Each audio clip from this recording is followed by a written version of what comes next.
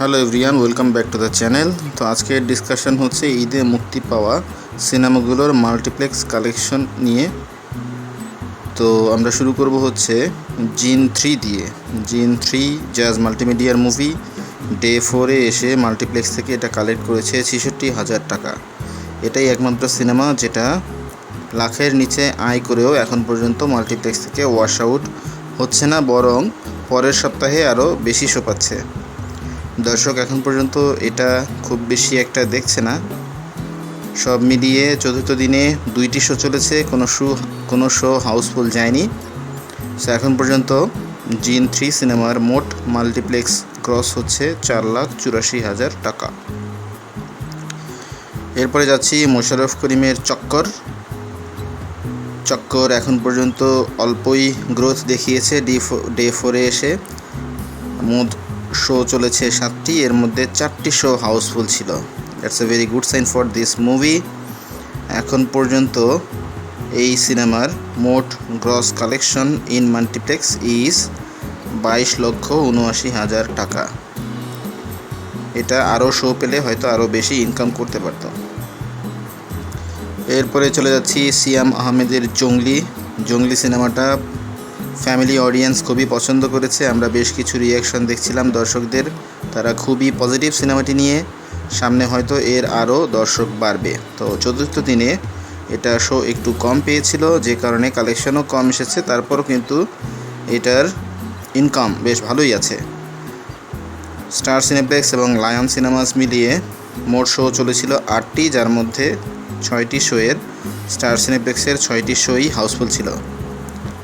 ক্ল্যাশে পড়ে বরবাদ এবং দাগের সাথে জঙ্গলি হয়তো সবচেয়ে বেশি ক্ষতিগ্রস্ত হচ্ছে।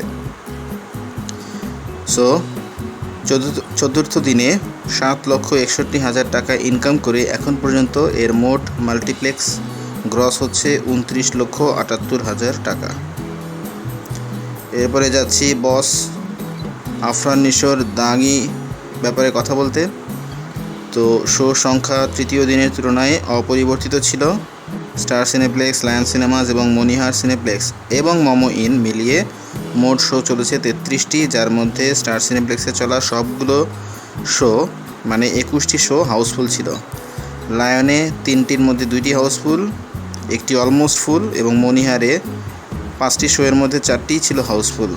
মোমো ইনে বরাবরের মতোই সব শো হাউসফুল গেছে। খুবই ভালো যাচ্ছে। আফরান নিশো তার দ্বিতীয় সিনেমাতেও বাজিমাত করেছেন, ইনকাম চলছে দুর্দান্ত গতিতে।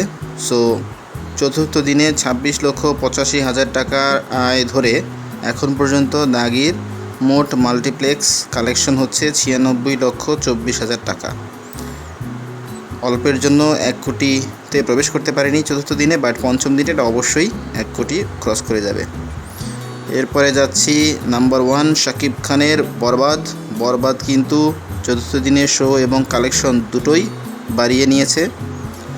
যদিও সিনেমার যে চাহিদা সেই অনুযায়ী কিন্তু যথেষ্ট শো সে পাচ্ছে না, বাট স্টিল সে খুব ভালো আয় করছে। হলিউড সিনেমাগুলোর জন্য বরবাদের শো শুক্রবারে কমে গিয়েছে, কিন্তু চতুর্থ দিনে star cineplex, lion, grand Sylhet মিলিয়ে মোট শো চলেছিল 59টি।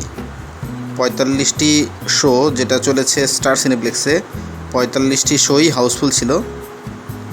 লায়ন সিনেমাজে 7টি শো হাউসফুল ছিল, বাকি 3টির মধ্যে 2টি 99% অকুপেন্সি এবং একটি 96% অকুপেন্সি দিয়ে চলেছে। গ্র্যান্ড সিলেটে 2টি হাউসফুল এবং একটি শো অলমোস্ট ফুল ছিল। 4 দিন শেষে বরবাদ সিনেমার মোট মাল্টিপ্লেক্স গ্রস হচ্ছে 1,91,00,000 টাকা।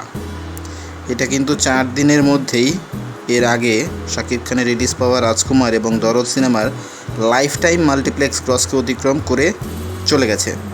সো আজকে শুক্রবারের কালেকশন কাউন্ট করলে এটা অবশ্যই 2 কোটি ক্রস করে ফেলেছে। সো বরবাদের যেটা বলেছি চতুর্থ দিনে কালেকশন ছিল 60,77,000 টাকা। Very great to see. বরবাদ নিয়ে সবাই খুব পজিটিভ, বরবাদ খুবই ভালো ব্যবসা করছে, এই ব্যবসাটা কন্টিনিউ করুক, বাংলা সিনেমা সুদিন ফিরে আসুক, সেটা আমরা চাই। আর আপনারা যদি এই সিনেমা দেখে থাকেন, এই যে কয়টা সিনেমার নাম বললাম, অবশ্যই কমেন্ট করে জানাবেন কেমন লেগেছে। ভিডিও যদি ভালো লেগে থাকে লাইক করবেন, শেয়ার করবেন, আর আমাদের চ্যানেলে নতুন হয়ে থাকলে অবশ্যই সাবস্ক্রাইব করবেন, যাতে করে আমরা আরও বেশি বেশি আপডেট আপনার কাছে পৌঁছে দিতে পারি। কথা হবে পরবর্তী ভিডিওতে। Till then, stay safe.